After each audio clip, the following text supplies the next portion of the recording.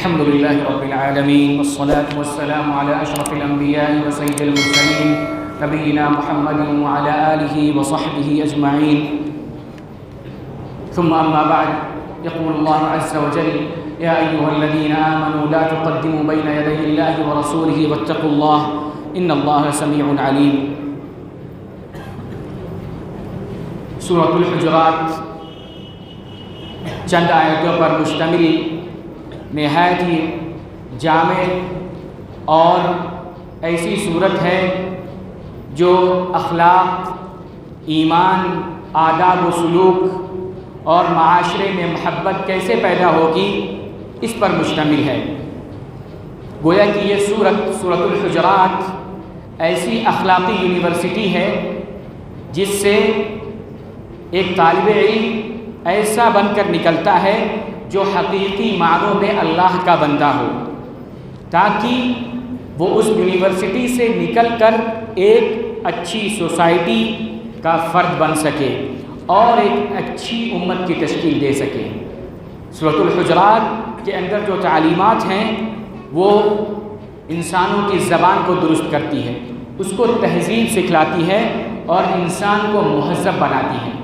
اللہ رب العالمین نے اس کی ابتدا میں فرمایا لا تقدموا بین یدی اللہ ورسولہ واتقوا اللہ، کہ اے ایمان والو اللہ اور اس کے رسول کے آگے مت بڑھو. اللہ اور اس کے رسول کے آگے کیا بڑھنا؟ یعنی اس کا مطلب نہ تو کسی قول کے اعتبار سے نہ کسی فعل کے اعتبار سے اللہ رب العالمین کی بات، اللہ کے نبی کی بات ہمیشہ آگے رہے گی. یہ اللہ رب العالمین کے ساتھ ادب ہے. اس کے بعد رسول اللہ صلی اللہ علیہ وسلم کے ساتھ کیسے ادب کرنا ہے اس کا اللہ نے تذکرہ کیا. یا ایھا الذین آمنوا لا ترفعوا اصواتکم فوق صوت النبی، کہ اے مومنو اللہ کے نبی علیہ السلام کی آواز پر اپنی آواز کو بلند نہ کرو. یعنی جب اللہ کے نبی علیہ السلام اس وقت کی جب آیت نازل ہوئی تو صحابہ کرام اس کے مخاطب تھے کہ اپنی آواز کو نبی علیہ السلام کی آواز پر بلند مت کرو. لیکن آج یہ کیسے ہو سکتا ہے؟ یہ اللہ کے نبی علیہ السلام کی سنتوں اور اللہ کے رسول صلی اللہ علیہ وسلم کی احادیث پر ہو سکتا ہے کہ اللہ کے نبی علیہ السلام کی حدیثیں آ جائیں، آپ صلی اللہ علیہ وسلم کی سنتیں آ جائیں تو اس پر اپنی آواز کو بلند نہیں کرنا ہے. وَلَا تَجْهَرُوا لَهُ بِالْقَوْلِ، قول کے ذریعے، بات کے ذریعے آواز کو بلند نہیں کرنا ہے.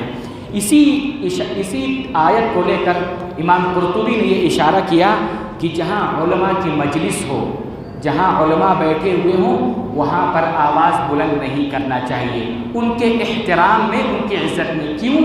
اس لیے کہ علماء انبیاء کے وارث ہوتے ہیں. جب نبی کے سامنے بات کو بلند کرنا یہ منع ہے، آواز کو بلند کرنا منع ہے، لہذا جو علماء انبیاء کے وارث ہیں ان کے سامنے بھی بات کو بلند نہیں کیا جائے گا.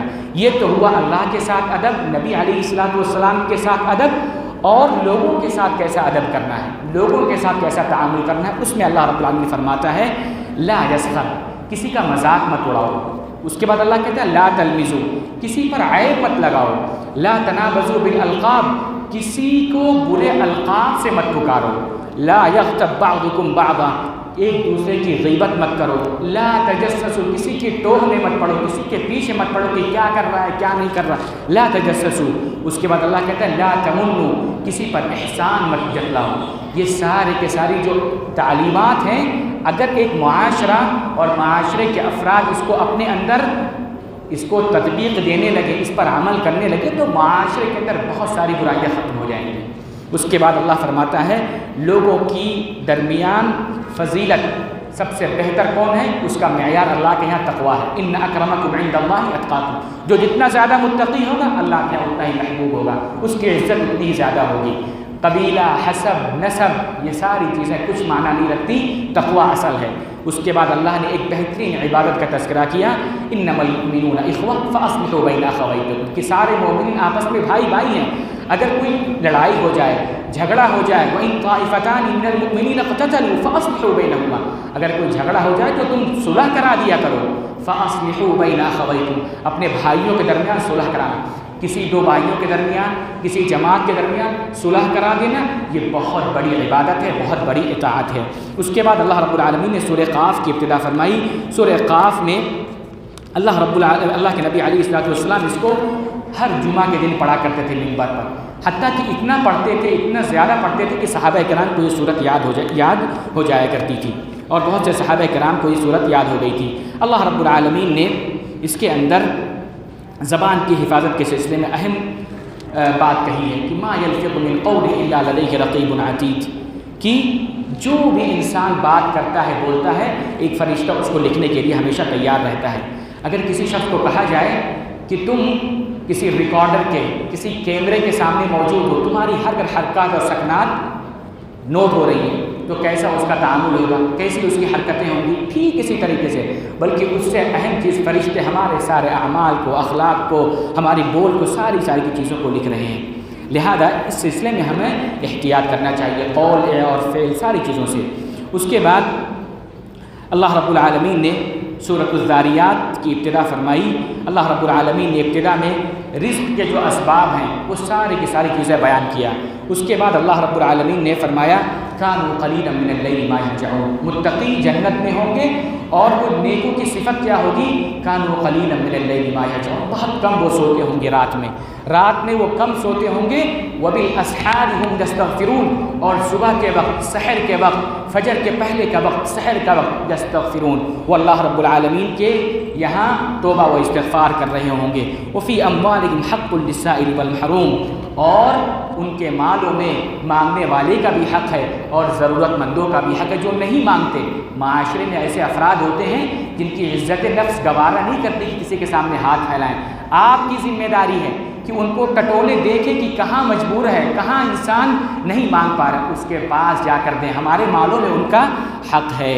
اس کے بعد اللہ سلف کہتے تھے کہ کانوا قلیلا من اللیل ما یہجعون وبالاسحار هم یستغفرون، سحر کے وقت استغفار کرنا، اس کی اہمیت کے بارے میں سلف کہتے تھے کہ اگر ضرورت مندوں کو استغفار کی اہمیت کا پتہ چل جائے تو جو سحر کے وقت جو سکون ہے وہ سارا کا سارا سکون ختم ہو جائے، یعنی اتنی زیادہ لوگ اللہ رب العالمین سے مانگنے لگے اپنی مرادوں کو کہ وہ جو سکون ہے، وہ جو خاموشی ہے وہ ختم ہو جائے گی۔ اتنا بہترین وقت اور اتنی بہترین عبادت ہے۔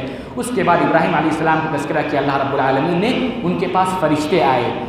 هل اتاک حدیث ضیف ابراہیم المکرمین اذ دخلوا علیہ فقالوا سلاما، مہمان کے طور پر فرشتے آئے، انہوں نے سلام کیا، قال سلام قوم منکرون فراغ الی اہلہ فجاء بعجل سمین، فوراً گئے ابراہیم علیہ السلام، ایک بچڑا موٹا تازہ ذبح کر کے پکا کے لا کر ان کے سامنے رکھ دیا۔ سب سے پہلی خدمت ان کی مہمان کی یہ ہے۔ اس سے یہ استدلال بھی ہوتا ہے کہ اگر کسی کے پاس مہمان آئے تو بغیر کسی مشورے کی کہ کیا کھاؤ گے، کیا پیو گے، یہ پسند کرو گے، یہ لاؤں وہ لاؤں، یہ نہیں، جو پسند ہو، جو میسر کو لا کر اس کو رکھ دینا چاہیے۔ ابراہیم علیہ السلام نے یہی کیا، فرشتوں کے سامنے لا کر رکھ دیا۔ فراغ الی اہلہ فجاء بعجل سمین فقربہ الیہم قال الا تأکلون، قریب کیا تو وہ کھا نہیں رہے تھے، فرشتے تھے، تو ان سے ان کو ڈر محسوس ہوا، تو ابراہیم علیہ السلام کو انہوں نے غلام کی، بچے کی بشارت دیا۔ یعنی ابراہیم علیہ السلام نے ان کی تکریم کی، ان کی عزت کی، ان کی مہمان نوازی کی، اس کے بدلے میں فرشتوں نے ان کو رزق دیا، بشارت دیا۔ رزق کئی معنوں میں ہو سکتا ہے، رزق مال بھی ہو سکتا ہے، رزق ذریت بھی ہو سکتی ہے، رزق کے کئی طریقے ہو سکتے ہیں۔ اس کے بعد اللہ رب العالمین نے انسان اور جن کی تخلیق کا مقصد بیان کرتے ہوئے کہا وما خلقت الجن والانس الا لیعبدون، کہ ہم نے انسان اور جنات کو صرف اپنی عبادت کے لیے پیدا کیا ہے۔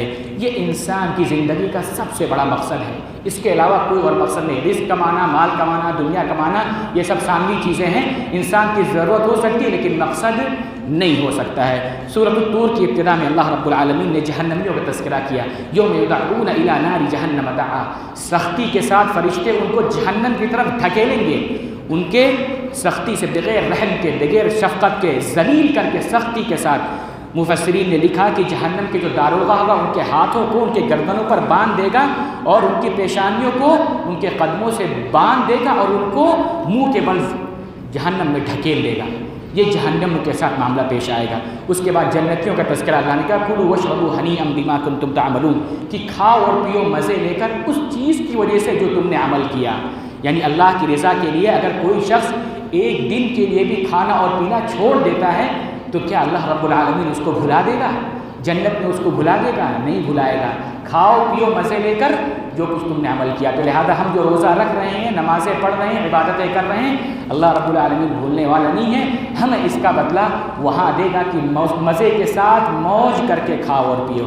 اس کے بعد اللہ رب العالمین کہتا ہے الحقنا بہم ذریتہم، ہماری اولادیں، ہماری بیویاں، ہمارے رشتہ دار، اللہ رب العالمین نے کہا اگر وہ نیک ہوں گے تو ہم ان کو ملا دیں گے جنت میں، ہم ان کے ساتھ ان کو ملا دیں گے. یعنی انسان کی عزت ہے، انسان کی تکریم ہے مومن کی کہ اللہ رب العالمین نہ صرف کہ اس کو جنت میں داخل کرے بلکہ اس کے بال بچوں کو، اس کے رشتہ داروں کو، سب کو جنت میں داخل کر دے. اگر انسان جنت کے اعلیٰ مقام پر ہوگا تو اللہ رب العالمین ان کے بال بچوں کو، ان کی ذریت کو بھی ان کے ساتھ ملا کر اس کو اچھے مقام پر منتقل کر دے گا. اس کے بعد اللہ رب العالمین نے سورۃ النجم کی ابتدا فرمائی. سورۃ النجم میں اللہ کے نبی علیہ الصلوۃ والسلام کو اللہ رب العالمین نے معراج آسمان پر لے گیا. اللہ رب العالمین اس کا تذکرہ کرتے ہوئے کہا ما زاغ البصر وما طغى. نبی علیہ السلام کے اخلاق دیکھیے، کردار دیکھیے کہ بلندی پر پہنچ گئے آسمان کے. اس کے بعد بھی نبی علیہ السلام کی نگاہیں نہ تو دائیں گئیں نہ تو بائیں گئیں اور نہ ہی ان کی نگاہیں حد سے آگے بڑھیں. یعنی آپ کا یہ کمال ہے، آپ کی ثبات قدمی ہے، آپ کی قوت تھی، آپ کی حکمت یہ تھی کہ آپ کی نگاہیں ادھر ادھر نہیں ہوتی تھی. جتنا اللہ نے اجازت دیا اتنا اللہ کے نبی علیہ السلام نے دیکھا. اس سے یہ بھی معلوم پڑتا ہے کہ اگر ہم کسی کے گھر میں مہمان جائیں تو نگاہوں کو ادھر ادھر نہیں پھیرنا چاہیے. جہاں محدود ہے وہیں تک، جہاں اس کی اجازت نہیں ہے وہاں پر اپنی نگاہوں کو نہیں پھیرنا چاہیے. ما زاغ البصر وما طغى. نبی علیہ السلام کی نگاہ نہ تو ادھر ادھر ہوئی اور نہ ہی حد سے تجاوز کی. اپنی نگاہوں کو ہم حد سے تجاوز نہیں کرنا ہے، چاہے ہم راستوں پر ہوں، چاہے گھروں پر ہوں، چاہے مجلسوں میں ہوں، جہاں کام کر رہے ہوں وہاں بھی اس کا خیال رکھنا ہے. نبی علیہ السلام کا یہی اخلاق تھا، یہی ہمیں سکھایا گیا ہے کہ اپنی نگاہوں کو ادھر ادھر نہ کریں، اپنے نیک اعمال کرتے رہیں. وَأَنَّ سَعْيَهُ سَوْفَ يُرَىٰ. ہم جو کر رہے ہیں ان قریب ہم دیکھ لیں گے. اس کے بعد سورۃ القمر میں اللہ رب العالمین نے قرآن کو آسان بنایا. اس کا تذکرہ بار بار کیا کہ قرآن آسان ہے، ذکر کے لیے، نصیحت کے لیے کوئی نصیحت حاصل کرنے والا ہے.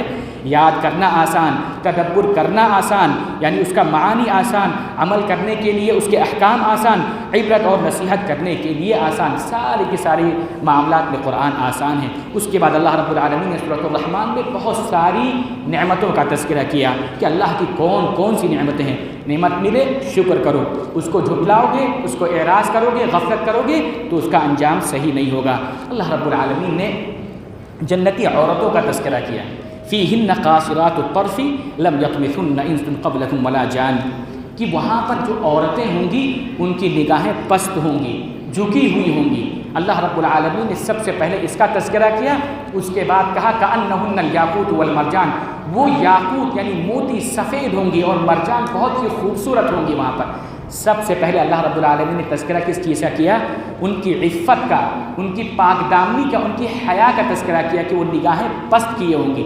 یعنی اس کا مطلب یہ ہوا کہ عفت، پاک دامنی، نگاہوں کو پست کرنا، یہ جو صفت ہے یہ حسن و جمال، عورت کی خوبصورتی پر کیا ہوتی ہے؟ یہ مقدم ہوتی ہے.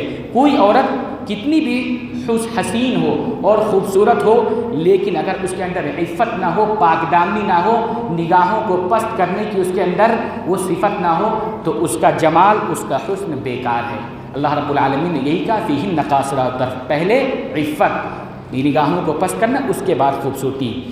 اور یہ نہ صرف کہ دنیا میں یہ خوبصورتی ہے بلکہ یہ آخرت تک جائے گی. فیہن قاصرات الطرف یعنی وہاں بھی یہی معیار ہوگا. اس میں اس سلسلے میں ایک بات یہ بھی بیان کی گئی ہے کہ اگر نظر کی آوارگی، اگر حسن و جمال ہوتا تو یہ حور میں ہوتا ضرور، لیکن جمال اور خوبصورتی صرف حیا اور نگاہوں کو پست کرنے میں ہے. یعنی آدمی ادھر ادھر نہ دیکھے، کوئی عورت ہے تو اس کی خوبصورتی یہی ہے کہ وہ نگاہوں کو پست رکھے، غیر مردوں کو نہ دیکھے، یہی اصل اس کی خوبصورتی ہے. اگر یہ نہیں ہے، نظر آوارہ ہے، اس کی ادھر ادھر نظریں پھیرتی ہے تو سمجھ لیجئے کہ وہ خوبصورت ہونے کے باوجود بھی حقیقی طور پہ وہ خوبصورت نہیں ہے. اس کے بعد اللہ نے کہا حور مقصورات فی الخیام. یعنی یہ جنتی عورتیں اپنے خیموں میں محصور ہوں گی، یعنی اپنے خیموں میں ہوں گی، ان کی جو رہائش گاہیں ہوں گی اسی میں ہوں گی، یعنی اپنی گھروں میں حفاظت کے ساتھ ہوگی۔ اس سے یہ بھی معلوم پڑتا ہے کہ جب جنتی عورتیں خیموں میں ہوں گی، گھروں میں ہوں گی، تو یہاں کی عورتوں کو بھی، جو مومنہ عورتیں ہیں، ان کو بھی گھروں میں ہی رہنا چاہیے، بلا ضرورت گھر کے باہر نہیں نکلنا چاہیے۔ جو جنت میں عورت کی تعریف ہے وہی دنیا میں بھی اس کی تعریف ہے، اس کی خوبصورتی یہی ہے۔ اس کے بعد اللہ رب العالمین نے سورۃ الواقعہ کا تذکرہ فرمایا۔ سورۃ الواقعہ میں اللہ رب العالمین نے 3 قسم کے لوگوں کا تذکرہ کیا کہ جنت میں جو مقربین ہوں گے، اصحاب الیمین ہوں گے، دائیں والے ہوں گے اور بائیں والے بھی ہوں گے، ان پر کیا نعمتیں ہوں گی، ان پر کیا عذاب ہوں گے، اس کا اللہ رب العالمین نے تذکرہ کیا۔ اس کے بعد اخیر میں اللہ رب العالمین نے قرآن کا تذکرہ کیا، انہ لقرآن کریم فی کتاب مکنون تنزیل من رب العالمین، کی یہ قرآن اللہ رب العالمین کی جانب سے نازل کرتا ہے اور یہ بہترین کتاب ہے، ہدایت والی کتاب ہے۔ اللہ رب العالمین ہم سب کو کہی باتوں پر عمل کرنے کی توفیق نصیب فرمائے۔